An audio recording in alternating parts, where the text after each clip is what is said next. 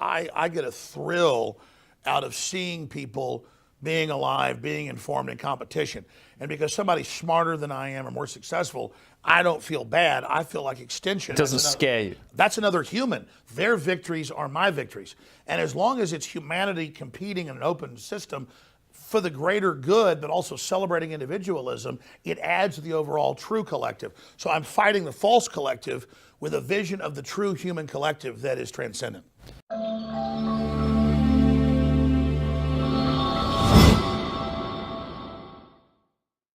I say provocative and outrageous things in order to demonstrate that the American media isn't really interested in the truth.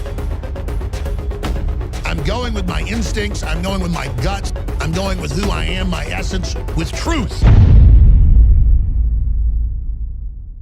Now, you and I have something in common, which is that we blend social commentary, although we wouldn't perhaps put it like that, it's a bit too highfalutin for us, but we do blend social commentary and newsmaking with entertainment. Yes. But how would you describe what you do?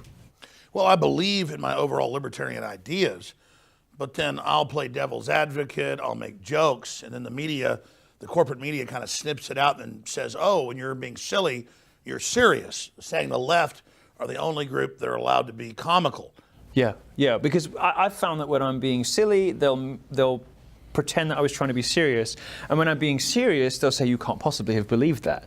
You must get people asking you that too, and I'm saying, well, if you want to know what I believe, read the book. You know, if you want to know what Alex believes, watch it. Well, that's exactly what they do. They always edit things, they take them out of context, they never do real long-form interviews. Usually, whether it's for print or a TV show, if it's establishment, mainstream media, they'll interview you for 5, 6, 7, 8 hours just to pretend they talk to you.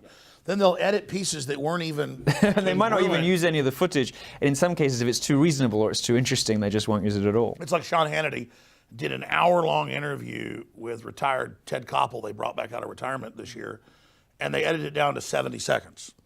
And those 70 seconds were edited together. And you can get people to say anything in an hour-long interview and edit it down together. I mean, we're going to be running this exactly as the conversation we have it, so people can actually see the conversation in context and can understand what we both mean. Isn't that racist, though?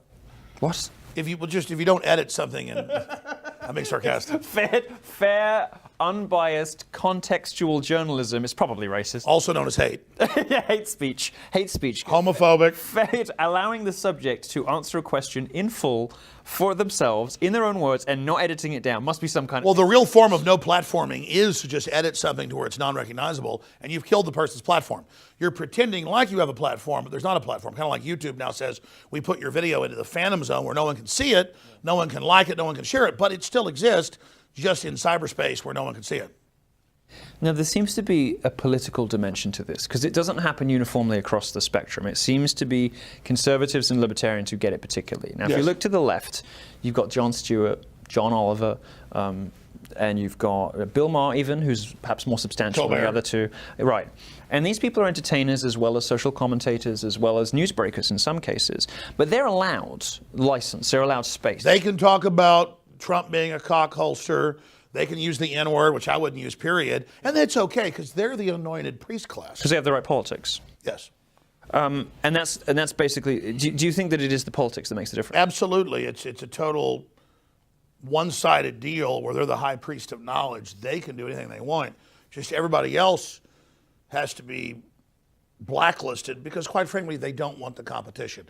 They can't compete with the big Americana, Western, Renaissance, Magna Carta, classical, British, European freedom model. Like Western values. Western values. They can't compete, so they have to pose like they're that, but then restrict everybody else. Right. I think that's probably true. Now, I experienced some of the consequences of that hypocrisy myself in February, when comments I made. I was making jokes about something that happened to me when I was younger, speaking loosely, meaning cautiously. Under normal circumstances, if you had been, let's say, the victim of child abuse and you had spoken about it loosely and made jokes about it, it would be the ultimate get-out card if you're on the left. It would enable you to say, do, and be anything you wanted. But because I had the wrong politics, people went for the jugular, from the left and the right.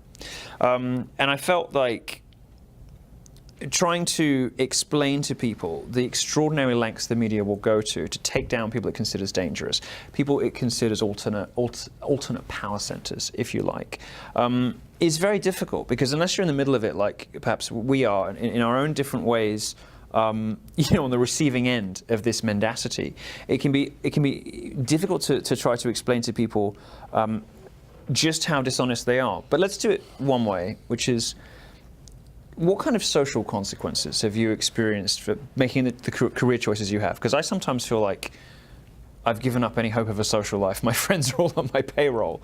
Like, how is your life as a result of the kind of career you have, having what for the politically correct establishment would be very unpopular opinions? Well, the rewards have been 100 times the negatives, but my ex-wife and her lawyers used basically edited down versions of what I'd said and what I'd done in the press to then misrepresent who I was as a father, and the press ganged up in the midst of that. Complicit with it, I'm sure. Oh, yes, to create a misrepresentation of what I'd actually said and done. And one example, and the judge said she almost did a mistrial because of this. One example was they had an edited tape from Joe Rogan's podcast, the most downloaded podcast in history, when I was on in February. We both done it. It's a great show. And I said, I don't agree with Trump saying he can grab a woman by her genitals because she's throwing herself on him. But I said, it's not rape like he's in the bushes jumping out. Yeah. And Joe and Eddie Bravo agreed. They said, Trump's wrong to say that. It's piggish, whatever. We wouldn't talk like that. We Same as daughters. doing it. But it's not rape because the women are throwing themselves on you. It's all just crude. We made the joke that if women said they're doing that to men, people say, oh, great girl, go after him. So we were basically looking at the different standards between feminine and male. Yeah. Well, they just edited, my dear ex-wife didn't do this, it was her lawyers.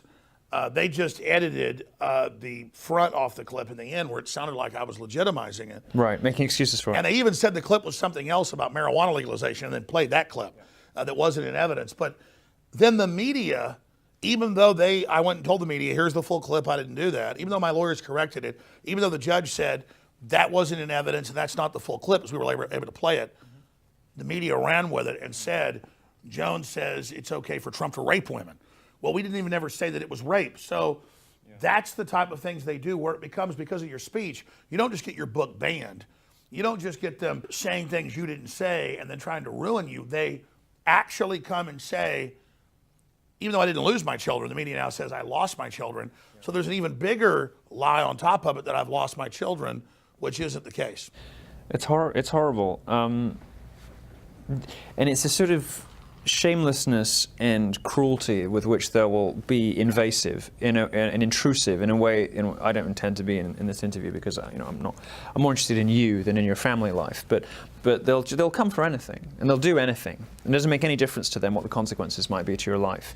What I want to ask. You have this extraordinary. I've never seen anything like this before in my life. The only other person I can think of that's like this is Trump. You just have this limitless reserve of energy. It's like you take a little 5-minute break and then you come back blazing. I mean, I don't mean any offense by this, but I'm a younger guy than you, and I couldn't do half the stuff you do. I've seen you on live streams at 3 a.m. and you're still going. Oh, you got a lot of energy, my friend. Well, I've got some, but you. Where does it come from? Where does this come from? Is it the injustice of the way that you're covered in the media? Is it the conviction with which you're covering the subjects that you're talking about? Where does this, because it seems like you just have this utterly limitless reserve, like you're powered by a infinite gravity engine or something. You just seem like a freight train somehow. Well, we talked on the show earlier about Thomas Jefferson being classic liberal versus what we see as these control freak authoritarians, these fascists that call themselves anti-fascist. He talked about the animating contest of liberty. And so when you know what you've really said and you see these big, powerful institutions lying about you, there's something empowering. There were only a few times I got in a fight where I wasn't 100% in the right and I got my ass kicked. But every time it was some guy a lot bigger than me that attacked me for no reason, I won the fight. And so there's something about that David versus Goliath energy thing. It's like defiance, you feel. Exactly, defiance. And then there's also the exhilarating surge of the feeling of victory when you defeat the Goliaths. And then you've had the experience of going through the torture, going through the test, going through the gauntlet and then having And then Trump gets elected. the victory. I mean, I guess it's dopamine or whatever in the brain, but it's larger than that. I don't like con artists and thugs and people that try to keep the general public in the dark. I get a thrill out of seeing people being alive, being informed in competition. And because somebody's smarter than I am or more successful, I don't feel bad. I feel like extension. It doesn't scare you. That's another human. Their victories are my victories. And as long as it's humanity competing in an open system for the greater good, but also celebrating individualism, it adds to the overall true collective. So I'm fighting the false collective with a vision of the true human collective that is transcendent.